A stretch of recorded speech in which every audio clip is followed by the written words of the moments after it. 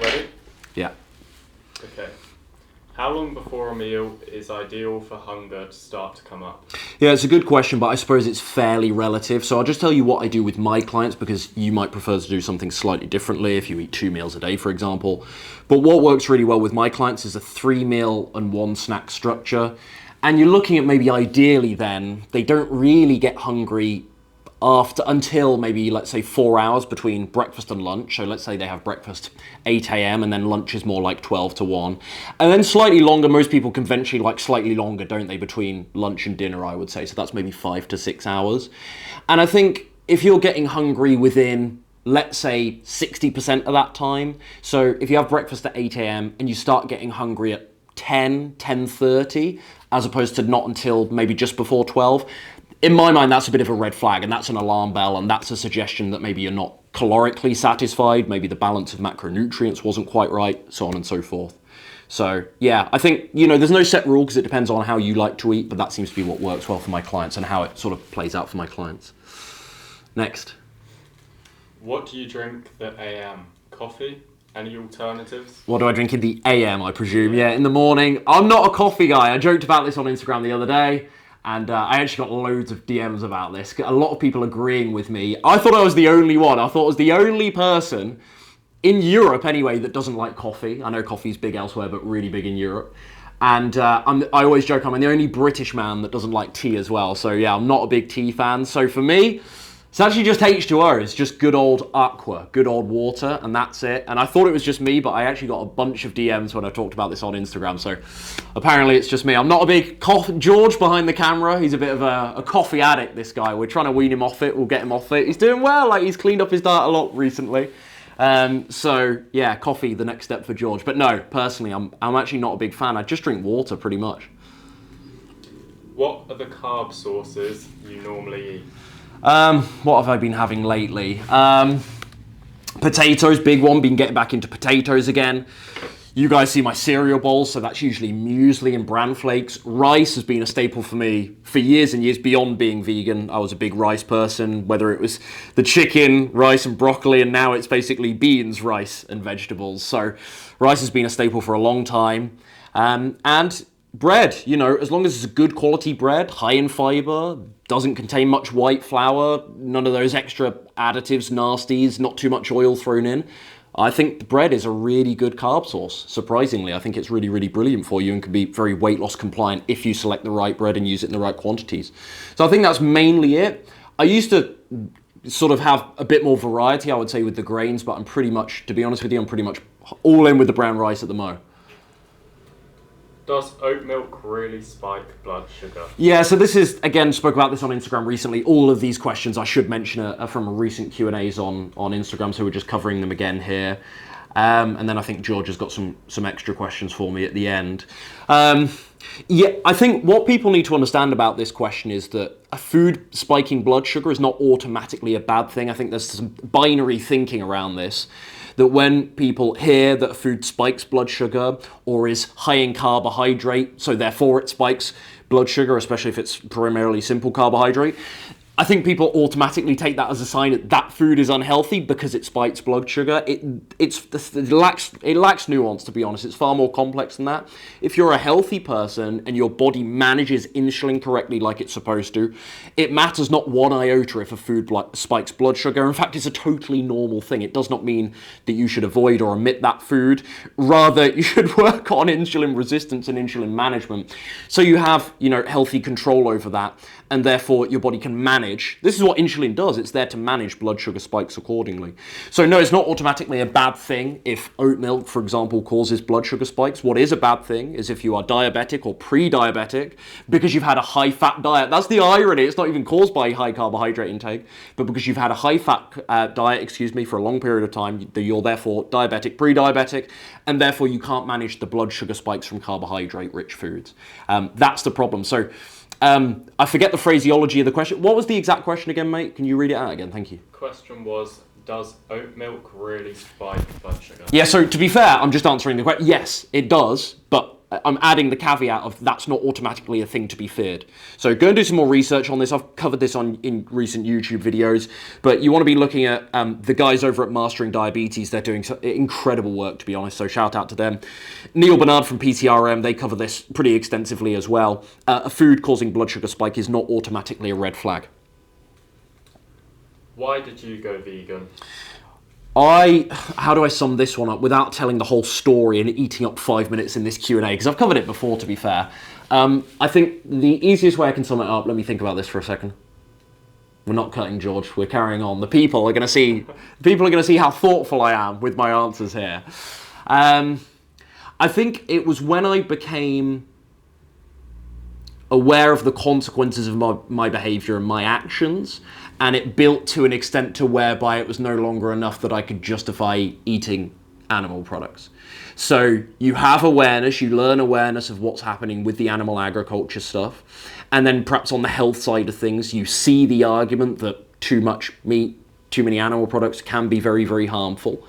And I think when that awareness got to a tipping point to whereby I could no longer really sit there and have peace of mind as I was eating a bacon sandwich, or as I was eating more for me back then, you know, the 3 chicken breasts a day I was eating back then and the whey protein shakes, no longer could I basically have peace of mind. I felt guilty. It was where the guilt got to high enough that it was easier for me to actually take away the action that was causing the guilt rather than continue doing the action and feeling that terrible guilt. So for me, it was just getting to that tipping point. And initially I was drawn to, you know, a more plant-based way of eating for health reasons, as I've talked about before. But to this day, what keeps me this way is definitely the ethical side of things, for sure. So I later made that connection, and then I was like, okay, everything needs to go. Because I just got rid of meat first, to be fair. And then about a week later, I started learning about what was happening with dairy, and particularly what would happen with eggs and the little male baby chicks. And I was like, okay, I can't do this anymore. So that's when the ethical side really for me was like, oh, okay. That was when I had that epiphany. But yeah, good question. Next is, what fat percentage in your diet do you typically recommend? Yeah, I don't know if this is about me, because it says in your diet, doesn't it? Or I don't know if it's what do I recommend for others. I'm not sure. Because it says your as opposed to like me for the person asking, or a person.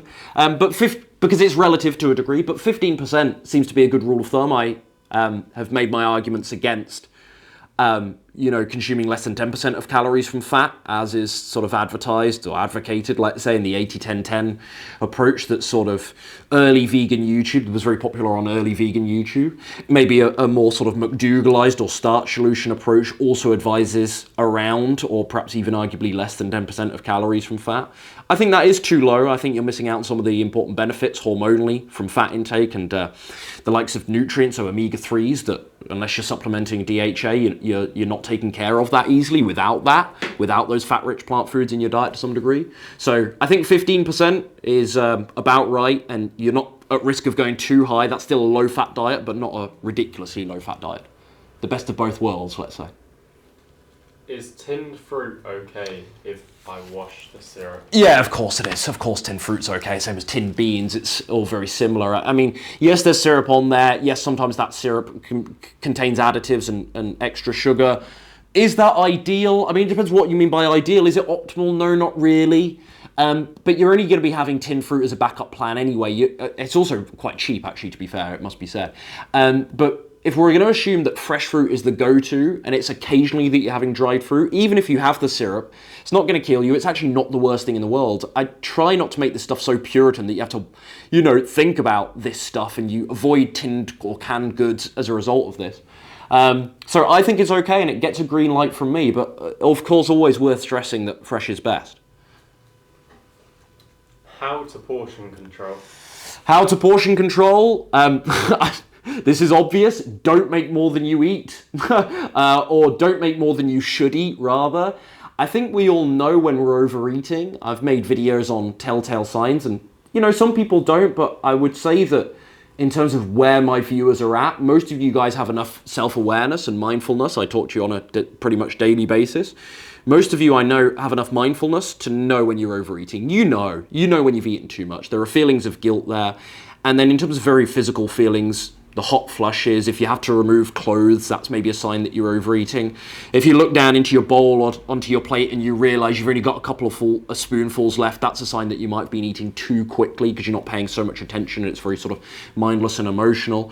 So there are telltale signs, and I think put these telltale signs to one side. I think you know if you're eating too much. Your body has mechanisms, the ghrelin and leptin, the way the hunger hormones work. You do intuitively know when you're overdoing it a lot of the time. There are exceptions to this, but generally. So I think don't make more than you know you should is step number one. This is particularly hard if you're a batch cooker, right? Because you might be thinking, I want to plan ahead. And then if you've got 3 meals worth of the stew or the casserole or the bean chili that you've made, it could be hard then to not justify going back.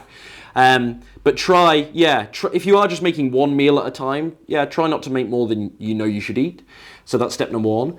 Secondly, make sure you're living a relatively, cheese, isn't it? It's so cliche. I watch George's face change behind the camera as he starts laughing at me here. But when you're pretty happy and fulfilled, and when you feel like you're spending your time fairly well, even if you're not perfect all the time, because life isn't always easy, you aren't really looking for things outside of yourself as much. And so for me, the times in my life when I was overeating, when I was emotionally eating, it's when I wasn't happy with how I was spending my time. I think particularly back to my student years. That's when I turned to food. So how do you portion control? You make sure that the rest of the areas of your life, one way or another, spit it out right, are in check. And that's going to make you less likely to go back for more and see food as an answer to emotional problems. Sorry, George, I keep moving. George is like, stop moving out of focus behind the camera. Are we good? Are we okay? Yeah, we're good. So I think that's it. I don't want to spend too long on it, but hopefully that's helpful. Been travelling for 2 weeks, so eating out a lot. Great vegan options, but the oil and salt, how to avoid? You can't really, and like a little bit of salt I'm fine with anyway, so it's only oil for me that's a major red flag here. I mean, you could always ask the servers, to be fair. You could always ask the staff and you could say, look, can you do this without oil? And if they're half accommodating, depending on where you are in the world, they probably will. They probably will be okay with that, and they probably will be able to accommodate you on that. So it's always worth asking. But you also don't need to. Like, you're traveling, you're away. Like, if there's a little bit of, let's hope it's olive oil, for example, but if there's a little bit of oil on your food, it really, I don't think, is the worst thing in the world that you occasionally do that. As much as I'm staunch on the oil thing, we're not talking about every day for the rest of your life. And I don't want you to get in the habit of making allowances with the oil. But, let's assume this is just a trip and this isn't how you're going to spend your day-to-day life. If there's a little bit of oil on your otherwise pretty clean plate of food when you go out to eat, I really don't actually think that's the worst thing in the world. Is there such a thing as a slow metabolism?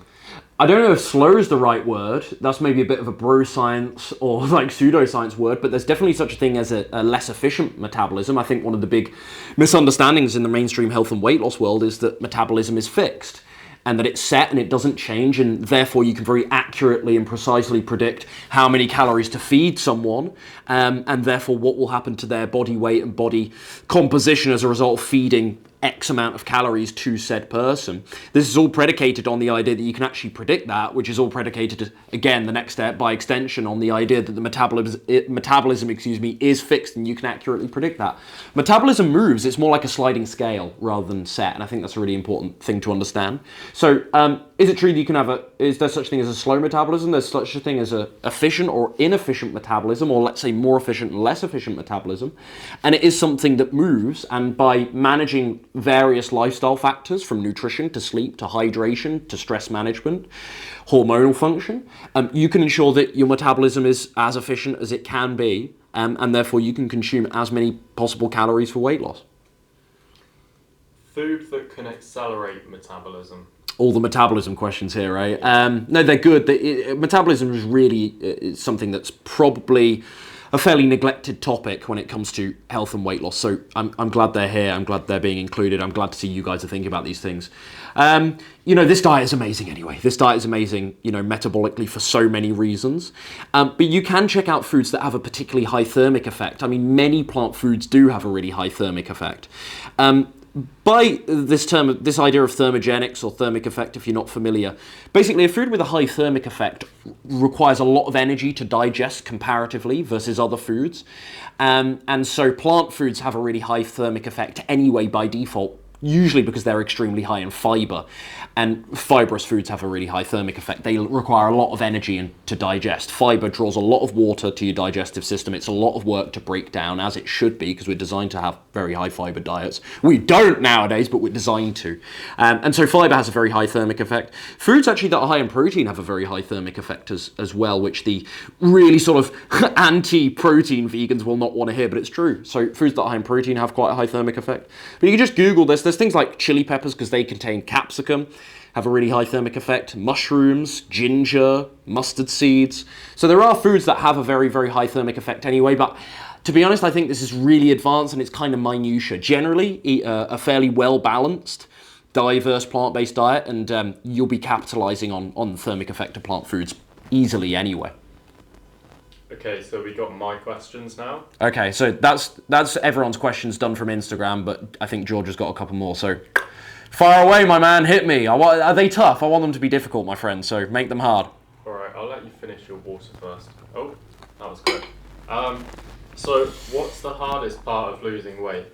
It's definitely the behavioural component, isn't it? I think it's. I think, to put it concisely, it's really buying into the idea that you can be a different person than you are now. Because right now we have insecurities and self-narratives about how we're the person that loves chocolate, we can't live without wine night, we always pick last in sports class. I know these are really cliche things, but these are things that my clients tell me all the time that they're stuck with, or stories that they've been stuck with from the past. And so it's being able to draw a line and a boundary between that story of your current self and the story that you could potentially be a new person, a person that does genuinely see themselves as healthy and fit. And then by extension, having that not only as your personal identity, but other people feeding that back to you. And other people saying, referring to you as the person that takes care of their health, the person that's in great shape, the person that's slim. And so I think it's really about believing the idea that this is actually possible, which is easier said than done when you have a past of really struggling with weight loss and with nutrition and feeling powerless to food. Of course you're not going to believe that you can do this. Of course you're not really deep down necessarily going to believe that you could be a slim person. But you have to see there's a light at the end of the tunnel, and you have to leave all that old stuff in the past. So basically not being tarred by your past. I suppose that's a bit of a cheesy sort of like new age self-help answer, but that's my honest answer to the question. I think that's really important. Okay, the next thing, obviously I've gone vegan recently. Is there anything I need to look out for? Yeah, so George has gone vegan recently. We have chatted about this, but it's good that we included this question anyway for anyone that's just transitioned. I can't remember what we chatted about when we had that first conversation in the cafe about it, mate, but you definitely asked me about supplements and vitamins and minerals, so we'll probably start there.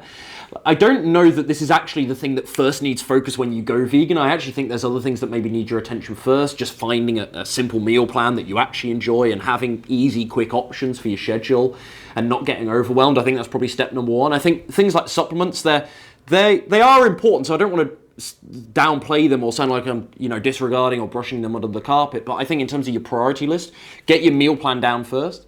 But we'll start with supplements because that is something we spoke about, and I think we're looking at vitamin D, we're looking at B12, and we're looking at DHA or omega-3 as being your 3 mandatory supplements when you go vegan. For the record, I argue that meat eaters should certainly be supplementing vitamin D, arguably B12, less so omega-3, but that's just for the record. So these are not vegan-only supplements, but these are things I stress are mandatory when you transition. So that's that out of the way. And then aside from that, like I said earlier, just find a simple meal plan. You only need 4 or 5 meals. I think some people, they go out and they get really excited, which is cool. They get really enthusiastic. They jump on YouTube and they find these really elaborate recipes, or they go and get, vegan cookbooks and whatnot. And that's cool. Especially if someone else is cooking for you, George? That's cool when someone makes little personal joke there, folks. When someone makes stuff for you that you don't have to worry about yourself, that's really helpful. But I think people are at risk of making this way too complex and elaborate for their own practicality and adherence. So keep it simple. Just pick 4 or 5 main meals that you're going to focus on for the next week or 2, and just rotate between those. And don't overcomplicate it. And the last is, you and I have travelled a little bit recently. Yeah. And you're kind of always travelling, so it's like the first time we've been able to record in a while. Yeah. How do you stay on track while away from home? Yeah, it's a good question. I find it very easy to be vegan away from home, depending on where you go. I went on a skiing trip to France once, and that was difficult, but I survived, and it was okay. It wasn't ideal, but it was okay.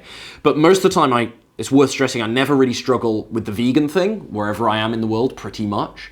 That said, I wouldn't choose to go to somewhere there was clearly very little in the way of vegan options. I don't think I'd plan to go to Argentina. I'm sure I could make it work, but with what I hear about how into their red meats they are there, it probably isn't an obvious location for a vegan to go. But I never really struggle with that. I suppose being a health-conscious vegan when you're traveling is harder. And I suppose we covered it in the previous video, the previous question, a couple of questions back that someone asked.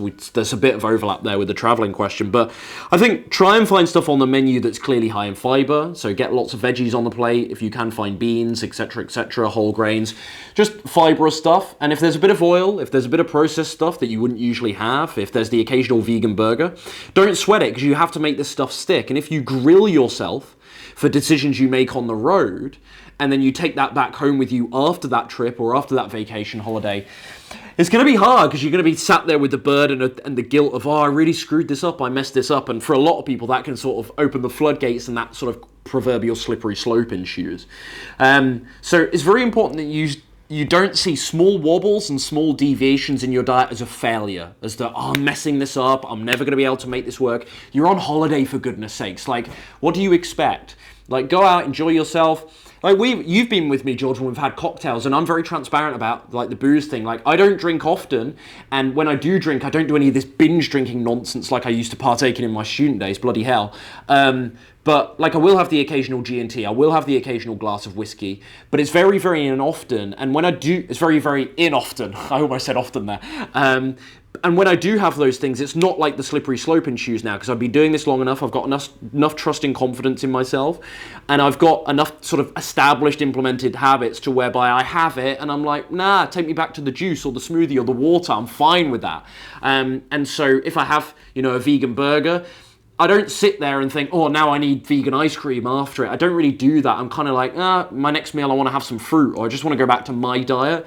That happens with experience, to be fair, but that's what I would say is, like, don't sweat if you go away on vacation, and don't dramatize one little deviation as, I'm failing, I'm really screwing this up, because you're not. You're just on vacation. It's not indicative of how a whole month or a whole year in your life is going to go. So don't sweat it. Just do the best you can. Lots of fiber on the plate, and if you know you're going to be going out to eat, it's okay to have a smaller breakfast, that day, to give you a bit of, calorie leeway. I never think you should compensate the next day. So one bad habit dieters get into is if they mess up their diet, or if they have a cheat day, then they only eat 1,000 calories the next day. I think that is ridiculous. I think that's very dangerous territory indeed, mentally. But I do agree with compensation day to day. So if you know you're going to be eating out in the evening and there's a likelihood that you'll have something that's a bit more calorific than on your typical plan, then yeah, fine, go ahead and maybe have a slightly smaller breakfast than you ordinarily would in terms of calorie amounts to create that leeway. Does that make sense? Yeah.